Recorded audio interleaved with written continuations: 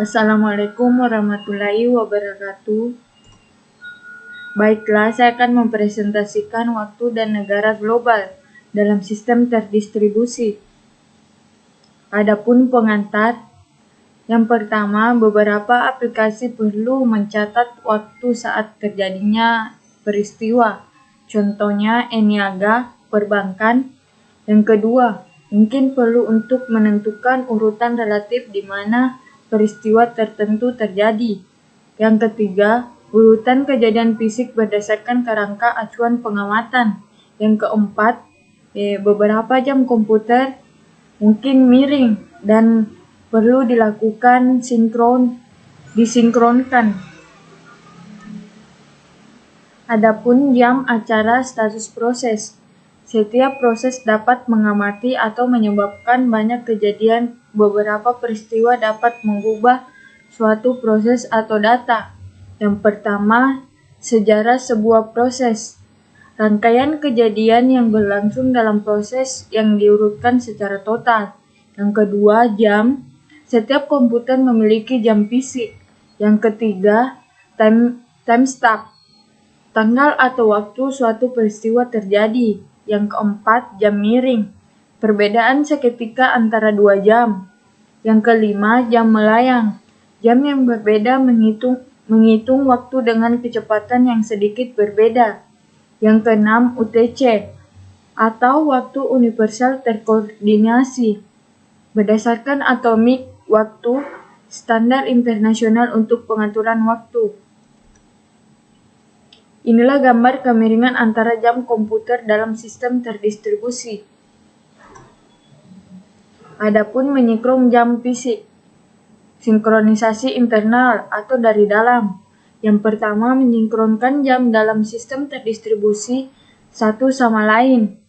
Dua jam fisik harus berada dalam batas draft D satu sama lain. Yang kedua, mungkin menyimpang dari UTC tetapi disinkron bersamaan. Yang ketiga, jam rusak. Tidak tetap dalam batas penyimpanan yang ditentukan.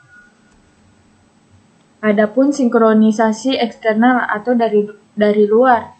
Menyinkron setiap jam dalam sistem terdistribusi dengan sumber UTC, jam harus berada dalam batas drive D UTC. Adapun sinkronisasi dalam sistem sinkron. Yang pertama, sinkron memiliki batas atas pada waktu transmisi pesan max juga min adalah waktu pengiriman pesan minimum antara dua mesin.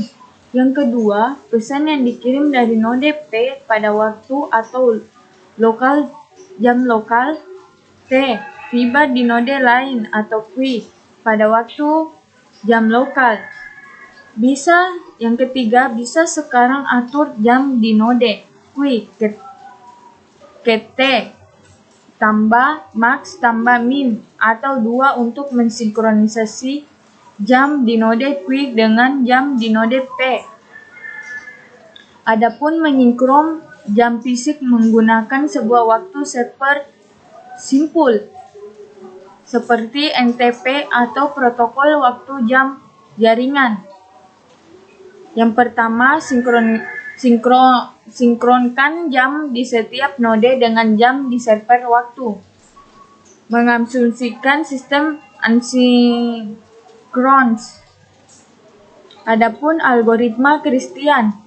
Yang pertama, proses P meminta waktu di server waktu di pesan MR menerima nilai waktu T di pesan MT. Yang kedua, P mencatat waktu round trip antara pengiriman dan penerimaan. Yang ketiga, P mengatur waktu jam lokal ke T tambah tron atau bagi 2. Yang keempat, metode probabilistik. Yang keempat, semua proses atau node disinkronkan dengan node server jam. Yang keenam, digunakan untuk menyinkronkan node di internet lokal. Yang terakhir, variasi disebut algoritma Berkeley. Adapun gambar sinkronisasi jam menggunakan server. bisa dilihat MR dan MT saling bertukar. Adapun mensinkronkan jam fisik menggunakan NTP. Yang pertama, sinkronisasi jam node klien di internet dengan UTC. Yang kedua, menggunakan teknik statistika untuk mempertimbangkan latensi jaringan. Adapun fitur lainnya, yang pertama, bisa bertahan kehilangan konektivitas yang berkepanjangan. Yang kedua, memungkinkan klien untuk sering melakukan sinkronisasi untuk mengimbangi penyimpangan. Yang ketiga, melindungi dari gangguan layanan waktu. Adapun 3 mode sinkronisasi. Yang pertama, mode multicast atau padalan kecepatan tinggi. Yang kedua, mode panggilan prosedur atau mirip dengan algoritma Christian. Yang ketiga, mode simetris atau digunakan oleh server waktu. Adapun gambar contoh subnet sinkronisasi dalam implementasi atau NTB. Catatan, panah menunjukkan kontrol sinkronisasi, angka menunjukkan strata. Adapun gambar pesan pertukaran antara sepasang rekan atau NTB.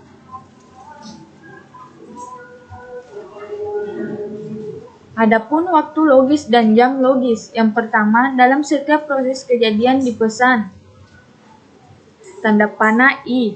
Yang kedua, mengirim pesan dari suatu proses terjadi sebelum pesan diterima di proses lain. Adapun hubungan yang terjadi sebelum, berdasarkan 2 pengamatan di atas.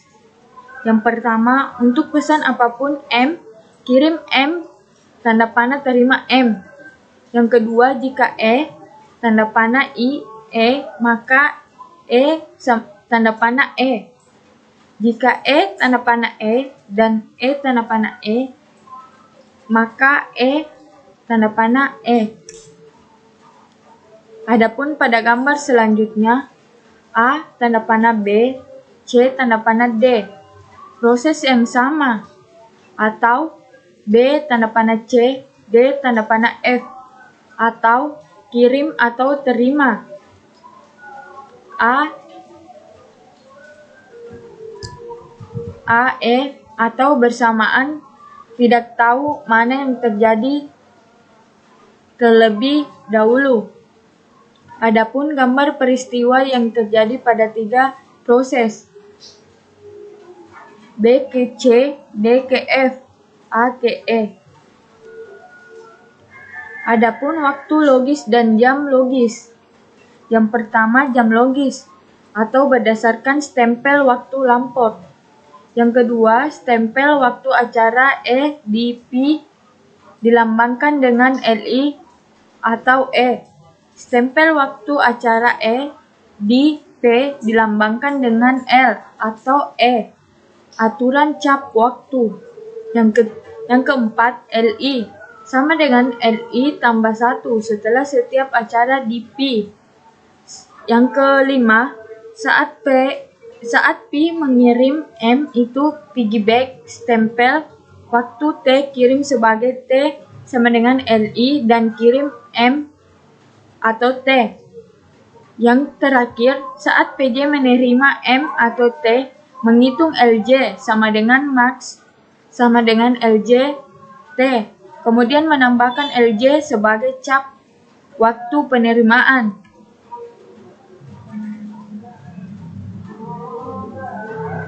Adapun stempel waktu lampor untuk peristiwa yang ditunjukkan pada gambar.